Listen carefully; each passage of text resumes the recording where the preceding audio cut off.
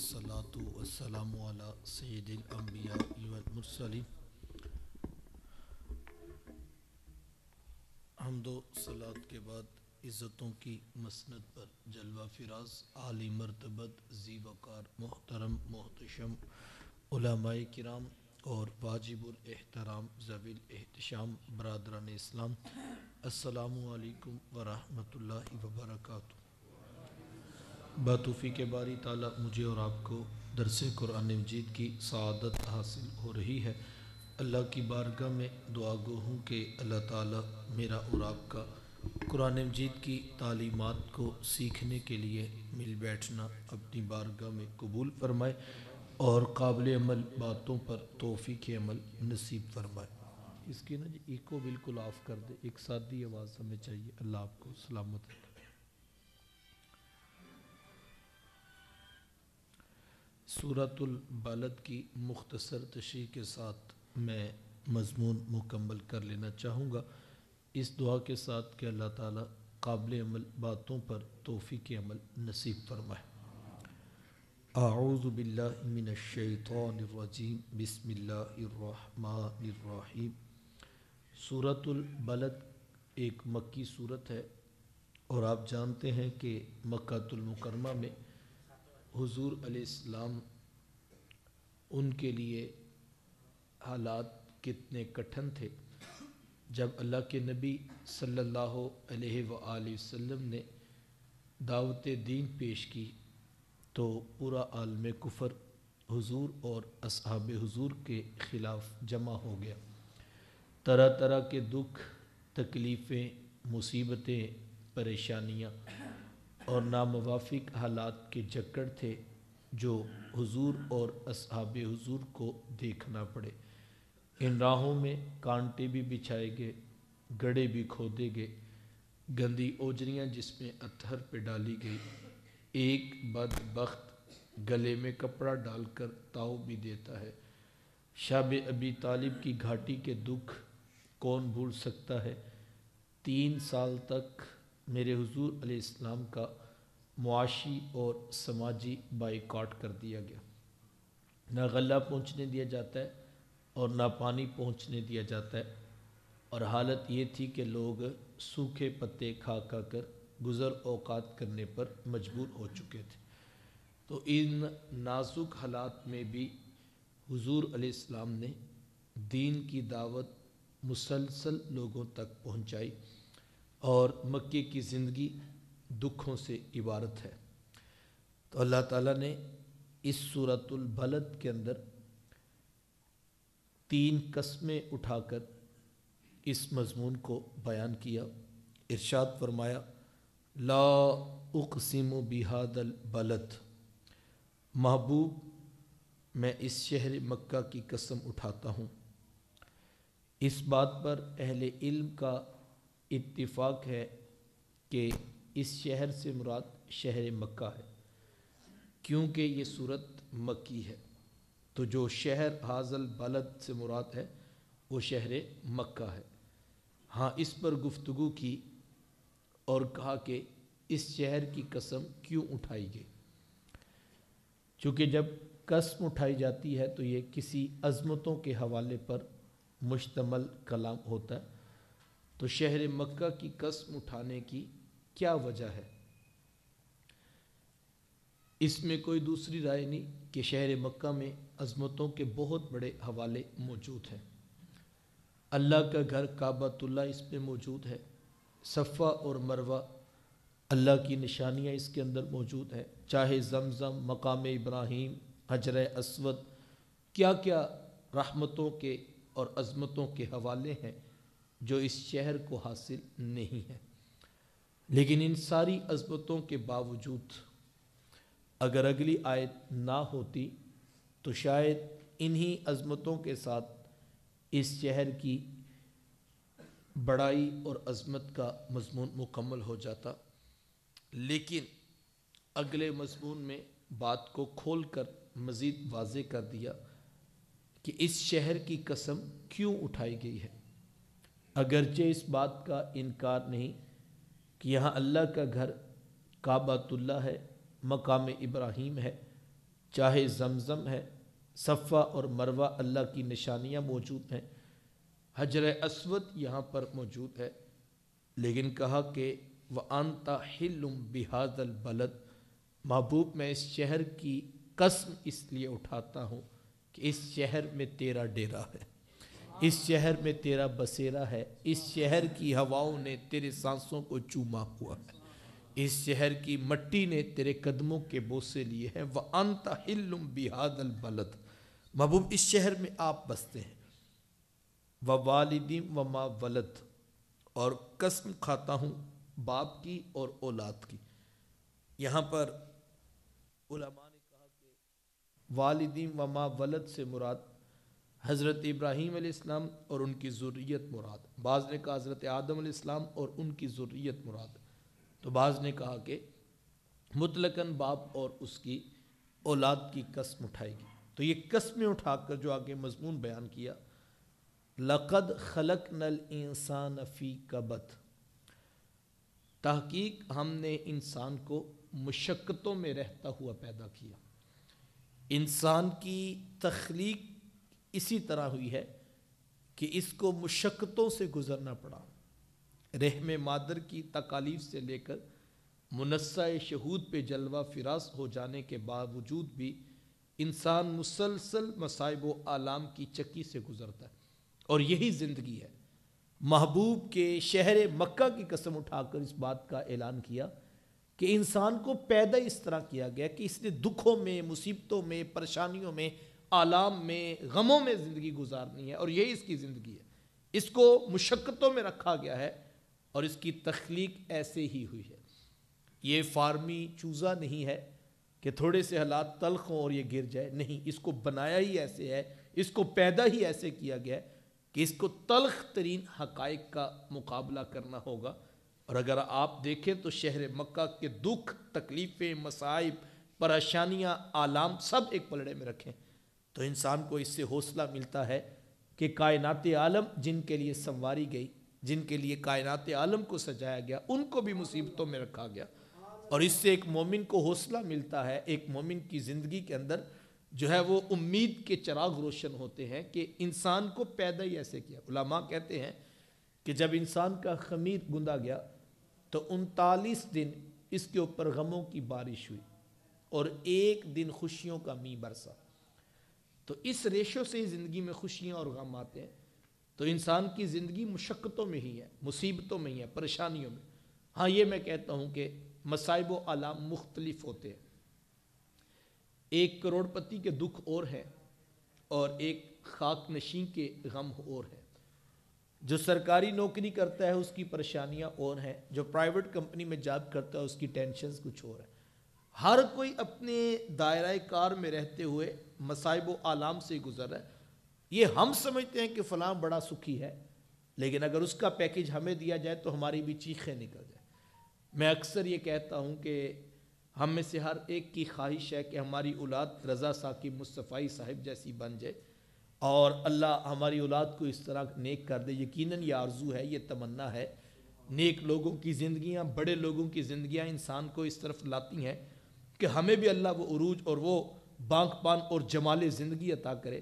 لیکن میں کہتا ہوں اگر ایک پلڑے میں یہ چیز رکھی جائے کہ یہ پورا پیکج ہے، یہ دکھ، یہ مصیبتیں، یہ پریشانیاں، یہ ٹینشن بھی لے لو، اور تمہیں ساتھ میں ہم وہ بڑا شخص ہونے کا شرف بھی دیتے ہیں، تو میرا خیال ہے ہم میں سے کوئی بھی قبول نہ کرے کہ جتنی مصائب، جتنے پریشانیاں، جتنے آلام، جتنی تکالیف، جتنی ٹینشن سے ایک بڑا شخص گزرتا ہے، ہمیں صرف اس کا ایک چہرہ نظر آتا ہے، لیکن جو دوسرا چہرہ ہے، دوسرا رخ ہے تصویر کا، وہ ہمیں نظر نہیں آتا۔ تو کوئی شخص بھی جمال زندگی پاتا ہے، بانک پن زندگی کا پاتا ہے، تو اس کے پیچھے محنت ہوتی ہے، مشقت ہوتی ہے، مصائب و آلام کے پہاڑ ہوتے ہیں۔ آپ خود ہی دیکھیے کہ حضور علیہ السلام کی زندگی کا میں اور آپ اگر مطالعہ کریں تو حضرت عائشہ صدیقہ رضی اللہ تعالیٰ عنہ فرماتی ہیں کہ 2 ماہ گزر جاتے تھے لیکن تمہارے رسول کے گھر میں چولہا نہیں جلا کرتا تھا۔ مسلسل فاقے، بھوک، افلاس، غربت، پیوند لگے کپڑے اور نان شبینہ بھی کھانے کے لیے میسر نہیں ہے۔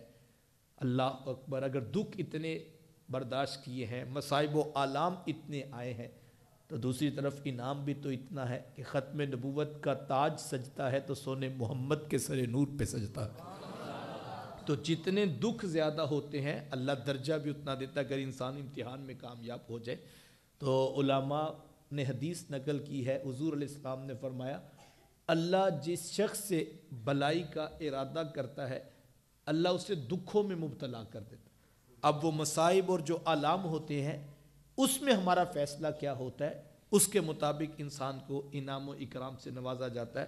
تو کہا لَقَدْ خَلَقْنَا الْإِنسَانَ فِي كَبَدٍ، بے شک ہم نے انسان کو بڑی مشقت میں زندگی بسر کرنے کے لیے پیدا کیا ہے۔ تو زندگی میں کبھی سکون نہیں آئے گا، یہ بات یاد رکھیے گا۔ یہ زندگی ہے ہی امتحان کا۔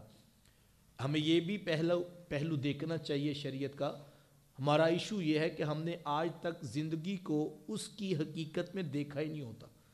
زندگی کی حقیقت و مقصدیت یہ ہے کہ ایک امتحان گاہ ہے اور ہمیں ابتلاء و آزمائش میں ڈالا گیا ہے، اور اس امتحان گاہ میں ہم نے سرخرو ہو کے نکلنا ہے۔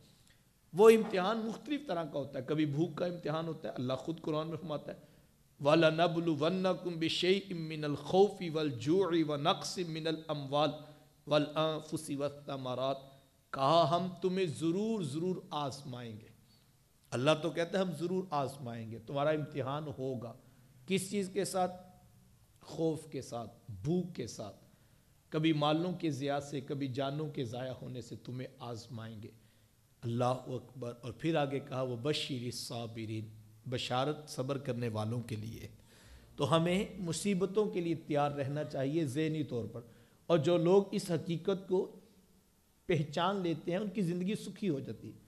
کبھی آپ نے دیہات میں دیکھا ہو کہ جو لوگ ڈیرے پہ رہتے ہیں تو ان کو پتہ ہوتا ہے کہ رات کے وقت سفر کرنا ہے، کبھی فصلوں میں پانی دیکھنے جانا ہے یا کسی اور کام کے لیے بھی جانا پڑے گا، تو پرانے لوگ ہاتھ میں کوئی عصا یا کوئی ڈنڈا رکھا کرتے تھے کہ جب ہم باہر نکلیں گے تو فصلوں میں کوئی بچھو، کوئی سانپ یا اس طرح کا کوئی موذی جانور مل جائے گا تو پہلے سے تیاری کر کے نکلتے تھے، کیونکہ ان کو پتہ تھا یہ سفر ہے، اس میں کچھ بھی ہو سکتا ہے۔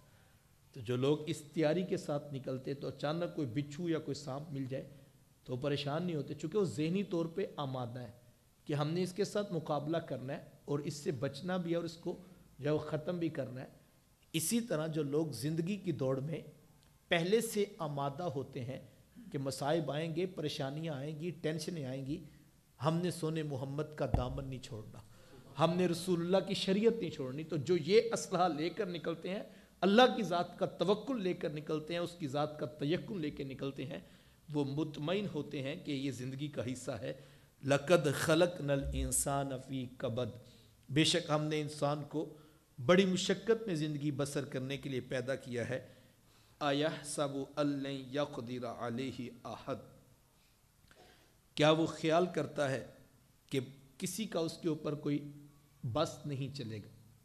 أَيَحْسَبُ، کیا یہ انسان گمان کرتا ہے أَن لَّن يَقْدِرَ عَلَيْهِ أَحَدٌ، کہ اس کے اوپر کسی کا کوئی زور نہیں چلے گا؟ جبکہ ایسا تو نہیں۔ کہا کہ ایک خالق اس کا موجود ہے، اس نے اس کو پیدا کیا ہے، اس کو زندگی دی ہے، اور کوئی نگاہ ہے جو دیکھ رہی ہے کہ انسان کیا کر رہا ہے، یہ سمجھتا ہے اس کو کوئی پوچھنے والا نہیں۔ تو کہا ایسا نہیں ہے، اس کے اوپر ایک نگران، اس کے اوپر ایک فرشتہ، کرامن کاتبین یعلمون ما تفعلون، کہا فرشتے موجود ہیں، یعلمون ما تفعلون، جو وہ کرتے ہیں اس کو وہ لکھ لیتے، تو کہا جو تم کرتے ہو اس کو وہ جانتے ہیں اور وہ نوٹ ڈاؤن ہو جاتا ہے۔ اور دوسرے مقام پر تو کہا کہ جو انسان کلام کرتا ہے وہ ایک محافظ فرشتہ ہے جو اس کو لکھ لیتا ہے، اور جو کچھ بولا جاتا ہے وہ لکھ لیا جاتا ہے۔ ما یلفظ من قول الا لدیہ رقیب عتید، کہا جو بھی انسان بولتا ہے ایک محافظ فرشتہ اس کو لکھ لیتا ہے۔ امام قرطبی فرماتے ہیں کہ یہاں تک کہ مریض جو بیماری کے اندر تکلیف کی وجہ سے ہائے وائے کرتا ہے، اللہ کا فرشتہ وہ بھی لکھ لیتا ہے کہ اس نے یہ جو آہ بری ہے یہ کس لیے بری ہے اور اس کا کیا حساب ہے، کہا وہ بھی لکھ لی جاتی ہے۔ تو جو بھی ہے، جو انسان کلام کرتا ہے اس کو نوٹ ڈاؤن کر لیا جاتا ہے۔ کہا یہ گمان کرتا ہے کہ اس کے اوپر کسی کا زور نہیں چلے گا، کسی کی کوئی طاقت اس کے اوپر نہیں ہے، تو کہا ایسا نہیں. یقول اہلکت مال لبدا، اور یہ کہتا ہے کہ میں ڈھیروں مال ضائع کر دیا، میں نے تو ادھر لگا دیا، میں نے ادھر لگا دیا. یہ بھڑک مارتا ہے انسان. یہ انسان کا عمومی رویہ جس کو بیان کیا ہے. یہ بے لگام خود کو سمجھتا ہے. اللہ نے طاقت دے دی، اختیار دے دیا، منصب دے دیا اور کچھ قدرت دے دی اس کو، تو یہ اس نشے میں اتنا آگے بڑھ جاتا ہے کہ یہ کہتا ہے تھانے تو میں خرید سکتا ہوں، کچہریاں تو میں خرید سکتا ہوں، میرا کوئی کیا بگاڑ لے گا، میں تو پورا نظام ہائی جیک کیا ہوا ہے. تو یہ گمان کرتا ہے کہ اس کے اوپر کسی کا زور نہیں چلتا، اور کہتا ہے میں نے ڈھیروں مال اڑا دیا، میں نے وہاں بھی خرچ کر دیا، میں نے وہاں بھی فنا کر دیا. یقول کہتا ہے اہلکت، میں نے ہلاک کر دیا، مال لبدا، ڈھیروں مال میں نے اڑا دیا. یہ آپ لوگوں کے تبصرے سنتے ہیں، جناب ہم نے تو شادی کے اوپر جو ہے وہ 10 لاکھ کی آتش بازی کروا دی تھی، کوئی کہتا ہے ہم نے تو اتنا ڈانس پارٹی کو دے دیا، کوئی کچھ کہتا ہے، کوئی کچھ کہتا ہے. تو یہ گناہوں پر خرچ کر کے جو ہے وہ مطمئن ہوتا ہے کہ میں نے اتنا مال اڑا دیا تھا، اور ڈینگے مارتا پھرتا ہے. اَيَحْسَبُ أَلَّمْ يَرَهُ أَحَدٌ، کیا یہ گمان کرتا ہے اس کو کوئی دیکھنے والا نہیں، یہ جو مرضی کرتا پھر اس کو کوئی پوچھنے والا نہیں، کسی کا زور اس کے اوپر نہیں چلتا. کہا نہیں، ایک ایسا نظام ہم نے بنا رکھا ہے جس نظام کے اندر اس کو کل جکڑ دیا جائے گا، اور ایک ذات ہے جو اس کو دیکھ رہی ہے اور اس کی نگاہوں سے کچھ بھی پوشیدہ نہیں. یہ تو لاکھوں مال برباد کرنے کے بعد ڈھینگے مارتا ہے، جبکہ اس کا تو اس رب سے تعلق ہے. یعلم خائنۃ الاعین وما تخفی الصدور، کہا کہ وہ تو آنکھوں کی خیانت کو بھی جانتا ہے، وما تخفی الصدور، یہ وہ بند سینوں کی کہانی کو بھی جانتا ہے. اس سے تو کچھ بھی مخفی نہیں ہے، اس سے تو کچھ بھی چھپا ہوا نہیں ہے. تو یہ گمان کر لینا کہ مجھے کوئی پوچھنے والا ہی نہیں، کہا اس کی کج فہمی ہے، یہ اس کی غلط فہمی ہے، ایسے نہیں ہے، اس کے اوپر ایک پورا نظام ہے. اور کل جب یہ آئے گا، اللہ اکبر، من یعمل مثقال ذرۃ خیر یرہ ومن یعمل مثقال ذرۃ شر یرہ. کہا رائی کے دانے کے برابر بھی اگر کسی نے کوئی گناہ کیا ہوگا وہ اللہ اس کو دکھا دے گا. جس نے رائی کے دانے کے برابر کوئی خیر کا کام کیا ہوگا اللہ وہ بھی اس کے سامنے لے آئے گا. اللہ اکبر. یا بنی انہا ان تک مثقال حبۃ من خردل فتکن فی صخرۃ او فی السماوات او فی الارض یاتی بہ اللہ ان اللہ لطیف خبیر. قرآن کہتا ہے کہ حضرت لقمان علیہ السلام نے اپنے بیٹے کو نصیحت کرتے ہوئے کہا انہا ان تک مثقال من خردل، اگر بیٹا تو نے رائی کے دانے کے برابر بھی کوئی گناہ کیا، فتکن فی صخرہ، وہ اگر پہاڑ کی کوک میں پڑا ہو. رائی کا دانہ کتنا ہوتا ہے؟ کبھی آپ نے بند کمرے میں، یہ روشن دان ہے، ادھر سے دھوپ جب اندر آتی ہے تو آپ نے دیکھو اس کے اندر چھوٹے چھوٹے ذرات نظر آتے ہیں. یہ رائی کے دانے کی مثال علماء نے بیان کی. اب وہ رائی کا دانہ اگر اٹھا کے پہاڑوں کے اوپر پھینک دیا جائے تو کیا وہ کوئی تلاش کر سکتا ہے؟ اتنے سے کمرے میں تلاش نہیں ہو سکتا. لیکن کہا فتکون فی صخرہ، وہ پہاڑ کی کوک میں پڑا ہو، او فی السماوات، یا وہ آسمان کی وسعتوں میں ہو تو کیا نظر آئے گا، او فی الارض، یا زمین کی تہوں میں موجود ہو تو نظر تو نہیں آئے گا. یہ انسانی عقل کہتی ہے کہ نظر نہیں آئے گا. انسان اپنی آنکھوں سے انکار کرتا ہے، اتنی چیز کہاں پتہ چلے گی. اللہ فرماتا ہے نہیں، جس رب کے ساتھ تیرا تعلق ہے یاتی بہ اللہ، اللہ وہ تیرے سامنے لے آئے گا، وہ دکھائے گا، وہ تمہیں بتائے گا. اور وہ اتنا سا گناہ بھی، لاکھوں کی کرپشن، کروڑوں کے گھپلے اور پوری قوم کے اوپر کیا ہوا ستم، ہڈیاں توڑی، خون نچوڑا، تم نے کیا کیا ستم نہیں ڈائے، وہ تو بہت بڑی کرپشنز ہیں صاحب. اللہ تو یہ فرماتا ہے اگر رائی کے دانے کے برابر بھی کچھ ہوا یاتی بہ اللہ، اللہ وہ لے آئے گا.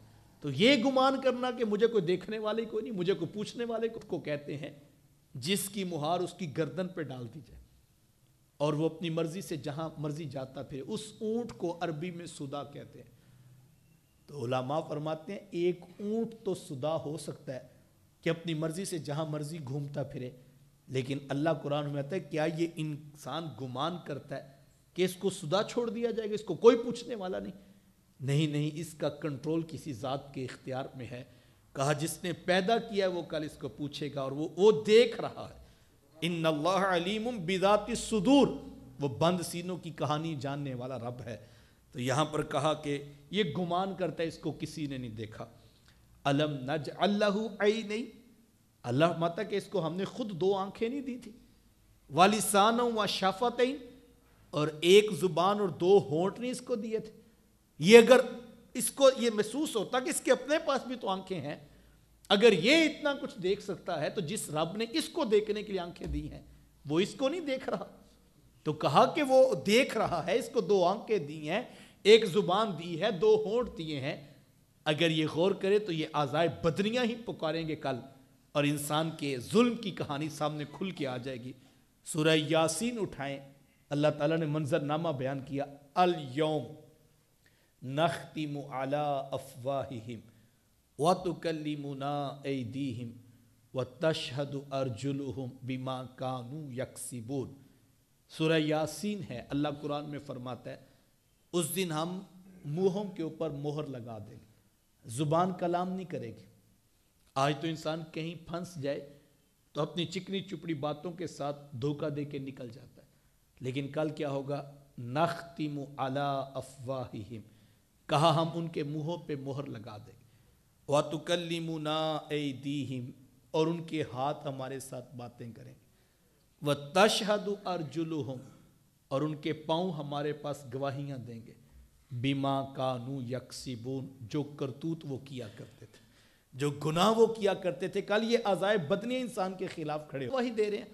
تو اللہ فرماتا ہے وہ کل ایسا سخت دن ہوگا کہ انسان کے خلاف یہی آنکھیں، یہی کان، یہی منہ، یہی زبان، یہی ہاتھ، یہی پاؤں کل اس کے خلاف کھڑے ہوں گے۔ اللہ اکبر۔ وَهَدَيْنَاهُ النَّجْدَيْنِ، اللہ فرماتا ہے ہم نے دونوں راہیں کھول کے بیان کر دی۔ حضور علیہ السلام نے فرمایا حجبت النار بالشہوات وحجبت الجنت بالمکارہ، فرمایا کہ جہنم کو شہوات کے پردے میں لپیٹا گیا اور جنت کو مشکلات و مصائب کے پردے میں لپیٹ دیا گیا، دونوں کو ریپ کر دیا گیا۔ اب یہ اندر بھڑکتے ہوئے جہنم کے شعلے ہیں، لیکن اوپر انسان کی ساری خواہشات رکھ دی گئی، شہوات کے ساتھ اس دنیا کو مزین کیا گیا۔ زُجِّنَ لِلنَّاسِ حُبُّ الشَّهَوَاتِ مِنَ النِّسَاءِ وَالْبَنِينَ وَالْقَنَاطِيرِ الْمُقَنطَرَةِ مِنَ الذَّهَبِ وَالْفِضَّةِ وَالْخَيْلِ الْمُسَوَّمَةِ وَالْأَنْعَامِ وَالْحَرْثِ، قرآن نے وہ چیزیں گنوائی جن کے ساتھ خواہش نفس جڑی ہوئی ہے، جس سے انسان لڑک جاتا ہے، جن سے لذت دنیا کشید کرتا ہے۔ قرآن نے وہ مضمون بیان کیا، کسی دھوکے میں نہ رہنا۔ وَهَدَيْنَاهُ النَّجْدَيْنِ، کہا ہم نے کھول کر بیان کر دیے دونوں راہیں، اور اس راہ کے اوپر جو خواہشات نفس موجود ہیں ان کی خوبصورتی کو بھی بیان کر دیا، کہا یہ مزین کی ہوئی ہے۔ زُجِّنَ لِلنَّاسِ حُبُّ الشَّهَوَاتِ مِنَ النِّسَاءِ، کہا عورتوں کی محبت کے ساتھ اس دنیا کو ہم نے مزین کر دیا۔ والبنین، بیٹوں کی محبت، کتنے گناہ ہیں جو بیٹوں کی محبت پہ انسان آمادہ ہو کے کر لیتا ہے۔ والقناطیر المقنطرۃ من الذهب والفضہ، کہا کہ سونے اور چاندی کے ڈھیروں مال، والخیل المسومہ، اور نشان زدہ گھوڑے، والانعام، اور چوپائے، یہ بھیڑ بکریاں، یہ مال، یہ ڈنگر، یہ بڑے انسان کو اچھے لگے، ڈول ڈنگر انسان کو بڑے اچھے لگتے ہیں۔ کہا کہ والحرث، اور لہلہاتی کھیتیاں، ذالک متاع الحیات الدنیا، یہ تو دنیا کی زندگی کی متاع ہے، یہ تو دنیا کا مال و دولت ہے۔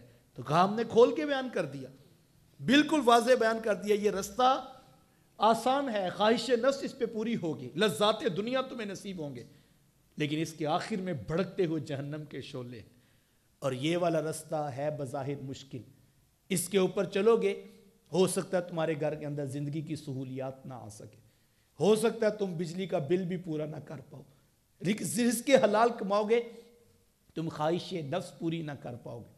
یہ راہ مشکل تو ہے، لیکن اگر یہاں سرخرو ہوگے اس کے آخر میں جنت کے باغ و بہار ہیں، اس کے آخر میں کچھ اور ہے۔ تو یہاں کہا وَهَدَيْنَاهُ النَّجْدَيْنِ، ہم نے دونوں راہوں کو کھول کے بیان کر دیا، لیکن آگے مسئلہ کیا ہے انسان کا؟ راہیں تو دونوں اوپن ہیں، دونوں رستے ہمیں دکھا دیے گئے، اور اللہ نے انبیاء کرام علیہ السلام کو مبعوث اس لیے فرمایا کہ جنہوں نے آ کے انسان کو بتایا کہ حقیقت زندگی ہے کیا، اور اس کائنات کو کس پیرامیٹر پہ ڈیزائن کیا گیا، کن رولز اینڈ ریگولیشن پہ یہ دنیا جو ہے وہ ورکنگ کرے گی، یہ سارا انبیاء نے آ کے ہمیں بتایا۔ کہا وَهَدَيْنَاهُ النَّجْدَيْنِ، ہم نے دونوں راہیں کھول کھول کر بیان کر دی ہیں، ہم نے اس کو دکھا دی ہیں۔ فَلَقْتَحَمَ الْعَقَبَةَ، لیکن یہ مشکل گھاٹی نہیں چڑھا، یہ رستہ مشکل تھا لیکن اس نے یہ والا اختیار نہیں کیا، اس نے آسانی والا رستہ اختیار کیا، حرام سے لذات دنیا حاصل کی، اس نے جھوٹ بول کے وقتی نفع اٹھا لیا، اس نے فریب دے کے فراڈ کر کے 2 نمبر 10 نمبر 20 نمبر مال دے کر اس نے زندگی کی عیش و عشرت حاصل کی، یہ سوکھی راہ پہ چل پڑا، یہ مشکل راہ پہ چلا ہی نہیں ہے، یہ مشکل گھاٹی چڑھا ہی نہیں ہے۔ فَلَقْتَحَمَ الْعَقَبَةَ، اس نے مشکل گھاٹی کا رستہ اختیار نہیں کیا، راستے تو دونوں تھے لیکن اس راہ کی طرف یہ آئے ہی نہیں۔ اور آگے کہا وَمَا أَدْرَاكَ مَا الْعَقَبَةُ، اے مخاطب تجھے کیا پتا کہ وہ گھاٹی کیا ہے، وہ مشکل راہ ضرور تھی لیکن تجھے اگر پتہ چل جاتا کہ اس مشکل گھاٹی کے بعد جنت کی راحت ہے، اس کے بعد راحت ہے، سکون ہے، تو پھر تو اس راہ پہ چلتا، لیکن مشکل راہ پہ تو چلا ہی نہیں۔ اب وہ کیا تھی مشکل راہ جس کو اختیار کرنا ہے ہمیں؟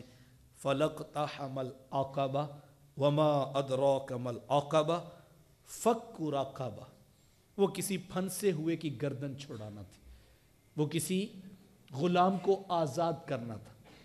کوئی بھائی پھنس گیا یہ چھڑا سکتا تھا، یہ کام کرتا تو یہ تھوڑا مشکل تو تھا، بھائی قرضے میں جکڑا ہوا ہے، صبح و شام اس کی پریشانی ہے، یہ قرض اتار سکتا ہے اور اس کے پاس گنجائش بھی ہے، یہ مشکل راہ ہے۔ لیکن یہ کیا کہتا ہے؟ یہ کہتا ہے کہ اگر میں نے بھائیوں کے لیے تو نہیں کمایا، میں نے تو اپنے لیے کمایا، اب یہ مشکل رستہ ہے لیکن اس کو یہ اختیار ہی نہیں کر رہا، لیکن اس راہ کے بعد ہی تو راحت و جنت ہے، لیکن اس کی طرف یہ آتا نہیں، بلکہ دلائل دیتا ہے، کہتا ہے ہم لوگوں کے لیے تو نہیں کماتے، تو ہم تو اپنے لیے کماتے۔ اللہ فرماتے یہ مشکل راہ تھی کہ اس نے وہاں پہ ڈھیروں مال خرچ کیا اور ادھر بڑھ کے مارتا پھرتا ہے، میں نے اتنا آتش بازی پہ لٹا دیا، اتنا تو میں بیرون ملک جاتا ہوں تو سیر کر کے آتا ہوں، اس سے تو میں اتنا کچھ تو جو ہے وہ دوستوں کی پارٹیوں پہ اڑا دیتا ہوں، لیکن جو اصل کام تھا اس کی طرف یہ خرچ کرنے کے لیے نہیں آیا، کسی پھنسے ہوئے کی گردن چھڑا دیتا، کسی مقروض کا قرضہ اتار دیتا، اور کوئی جھگڑا ہوا تھا کسی جگہ پہ اس کی یہ مدد کر دیتا، لیکن یہ اس طرف نہیں آیا۔ اور کیا کیا جا سکتا تھا؟ او اطعام فی یوم ذی مسغبہ، اللہ اکبر، یا بھوک کے دن یہ کسی کو کھانا کھلا دیتا، جس وقت قحط سالی تھی، لوگوں کے لیے معیشت کا بحران، آج ہم اسی دور سے گزر رہے ہیں نا، تو حالات بدلتے ہیں اور ایک جیسے سدا نہیں رہتے، نیکی عام حالات میں بھی کی جائے تو وہ نیکی ہوتی ہے، لیکن مشکل وقت میں اگر نیکی کی جائے تو یہ اللہ کو بڑی محبوب ہوتی ہے۔ اس وقت معیشت کا جو بحران ہے، ملک کے جو حالات ہیں، اگر میں اور آپ کسی کو کھانا کھلا دے جبکہ 2 وقت کی روٹی پوری کرنا کتنی مشکل ہے، تو اللہ فرماتا ہے یہ مشکل گھاٹی ہے، یہ ایک اصل مشکل کام تو یہ ہے، چونکہ یہاں پر اگر کریں گے تو لوگ داد نہیں دیں گے۔ بھتیجا 12,000 کی نوکری پہ بیچارہ بڑی مشکل سے 2 وقت کا کھانا پورا کرتا ہے اور ضروریات زندگی بھی پوری نہیں ہوتی، تو اس وقت تقاضا ہے کہ یہ اس کی مدد کرتا، لیکن اگر بھتیجے کی مدد کی جائے تو خاندان والے داد تھوڑی دیں گے، خاندان والے کہیں گے اگر دیا بھی ہے تو کون سا کمال کیا، یہ تو حق بنتا تھا جناب اس کو دیا جاتا، تو معاشرہ داد نہیں دیتا، یہ وہاں خرچ کرتا ہے جہاں لوگ داد دیتے ہیں، جہاں لوگ بڑا نام لیتے ہیں، واہ واہ کہتے ہیں، سیٹھ صاحب نے، چودھری صاحب نے حد کر دی، یہ وہاں پہ کھڑے ہو کے یوں لٹا دیتا ہے۔ لیکن اپنے ہی خاندان کے کتنے نوجوان تھے جو غربت کی لکیر سے نیچے بھی زندگی گزارے تھے، لیکن ان کے لیے کچھ کرنے کے لیے آمادہ نہیں، تو کہا یہ مشکل گھاٹی تھی، کسی پھنسے ہوئے کی گردن چھڑا دیتا، او اطعام فی یوم ذی مسغبہ، یا کھانا کھلانا ہے بھوک کے دن، بھوک کے دن کسی کو کھانا کھلا دیتا، یتیم ذا مقربہ، یتیم کو جو رشتہ دار ہے، عام یتیم کی مدد کی جائے تو حضور فرماتے ہیں انا وکافل الیتیم، میں اور یتیم کی کفالت کرنے والے کل قیامت کے دن اتنے قریب ہوں گے جس طرح میری یہ 2 انگلیاں آپس میں قریب ہیں، یہ اعزاز یہ تکریم اس کو ملے گا جس نے یتیم کی مدد کی. اچھا ایک تو یتیم ہے لیکن دوسرا بتیجا بھی لگتا ہے, بھانجا بھی لگتا ہے, تو اب اگر اس کی مدد کرے گا تو اللہ کے ہاں اس کا زیادہ درجہ. حضور علیہ السلام نے فرمایا بہترین گھر کون سا ہے, سب سے اچھا گھر کون سا ہے؟ وہ گھر جس میں ایئر کنڈیشن ماحول ہے, وہ گھر جو ساحل کنارے ہے, وہ گھر جو بہت اچھی سوسائٹی کے اندر موجود ہے؟ نہیں. حضور نے کیا فرمایا؟ اچھا بہترین گھر وہ ہے جس میں ایک یتیم رہتا ہے اور اس کے ساتھ اچھا سلوک بھی کیا جاتا ہے, گھر والے اس سے پیار کرتے ہیں, اس کے سر پہ شفقت کا ہاتھ رکھتے ہیں. تو میرے حضور فرماتے ہیں کہ یہ اچھا بہترین گھر ہے. اور ساتھ کا بدترین گھر وہ ہے جس میں یتیم رہتا ہے لیکن اس کے ساتھ اچھا سلوک نہیں کیا جاتا ہے. تو ہمیں اس کی تلقین کی کہ بھوکے کو کھانا کھلانا اور بھوک والے دن یعنی قحط سالی میں کھانا کھلانا, یتیمن ذا مقربہ, یتیم کو جو رشتہ دار بھی ہے, او مسکینن ذا متربہ, یا کسی مسکین کو کھانا کھلانا جو خاک نشیں ہے. متربہ مٹی سے ملا ہوا ہے, کوئی اس کو پوچھتا ہی نہیں ہے, اس کا دل کیا اس نے جا کے اس کو کھانا کھلایا. تو اللہ فرماتے یہ مشکل تو ہے, نفس پر تو شاک ہے, لیکن اس نے کھانا بھی کھلانا چاہا تو اس نے امیروں کی دعوت کی, اس نے لمبی فہرست بنا کے ان عمراء کو بلایا جو داد دیتے ہیں, جو بات بات پہ جو ہے وہ تعریفیں کرتے ہیں, یہ ان کے پاس بیٹھا, ان کی دعوت کی. تو کہا یہ گھاٹی تو مشکل ہے لیکن جو اس گھاٹی کو پار کر گیا اس کو جنت کی راحت ملے گی, وہ کامیاب ہوگا. یہ اصل کام یہ نیکی کی راہ ہے جس کے آخر پہ جنت کے باغ و بہار ہیں. پھر آگے ہمیں تلقین کر کے مضمون کو مکمل کیا گیا. ثم کان من الذین آمنوا وتواصوا بالصبر وتواصوا بالمرحمہ. ثم کان من الذین آمنوا, پھر وہ ایمان والوں میں سے ہو جو وتواصوا بالصبر, جو ایک دوسرے کو صبر کی نصیحت کرتے ہیں, وتواصوا بالمرحمہ, اور جو دوسروں کو نصیحت کرتے ہیں رحمت کی. دونوں طرح کے لوگ ہیں. اب پورا مضمون آپ سامنے رکھیں. حضور علیہ السلام کے مکی دور کی قسمیں اٹھا کر کہا کہ انسان کو ہم نے مشقتوں میں رہتا وہ پیدا کیا, اور پھر کہا کہ اس کا مسئلہ یہ ہے کہ یہ اللو تللو میں ڈینگے مارتا ہوا خرچ کرتا اور کہتا میں نے اتنا مال ضائع کر دیا, اتنا مال میں نے برباد کر دیا, اور یہ گمان کر بیٹھا ہے کہ اس کے اوپر کسی کا زور نہیں چلتا, یہ گمان کر بیٹھا ہے کہ اس کو دیکھنے والا کوئی نہیں, جبکہ ایسا نہیں ہے. اس کی 2 آنکھیں ہیں, ایک زبان, 2 ہونٹ اس کے اندر موجود ہیں, اور اس کو ہم نے دونوں راہیں کھول کے واضح کر کے بیان کر دی ہیں, لیکن یہ مشکل گھاٹی نہیں چڑھا. اس نے خواہش نفس کی تو پیروی کی, لیکن جو مشکل کام کرنے والے تھے وہ نیکی کی راہیں تھیں, یہ اس پر نہیں آیا. اور وہ کیا تھی؟ کسی پھنسے ہوئے کی گردن چھڑانا, یا کسی بھوکے کو قحط سالی میں کھانا کھلا دینا, یا کسی یتیم رشتہ دار کو, یا کسی مسکین خاک نشیں کو. یہ سارا مضمون بیان کر کے کہا کہ معاشرے میں طبقات تو 2 ہیں. ایک وہ ہیں کہ جو سکھی زندگی گزار رہے ہیں, صاحب مال ہیں, اور دوسرے وہ ہیں جو دکھوں کی, مصیبتوں کی, آلام کی, پریشانیوں کی زندگی گزار رہے ہیں. ان دونوں کو ہی امتحان گاہ میں کھڑا کیا گیا. ہم بعض اوقات یہ سمجھتے ہیں جس کے اوپر مصیبت ہے, جس کے اوپر پریشانی ہے, جس کو ٹینشن ہے, جس کو معاش کا مسئلہ ہے, وہ تو مصیبت میں ہے, وہ تو امتحان میں ہے. لیکن جس کو نعمتیں مل گئی ہم تو کہتے ہیں وہ کامیاب ہو گیا. کہتے ہیں جس کے اوپر اللہ کا بڑا فضل ہے, وہ بڑا کرم ہے, کیا جی اس کے پاس اس کا گھر بن گیا, اس کی فیکٹری بڑی اچھی چل رہی ہے, لاکھوں کی آمدن ہے. تو علماء نے کہا نہیں, دونوں ہی امتحان میں ہیں.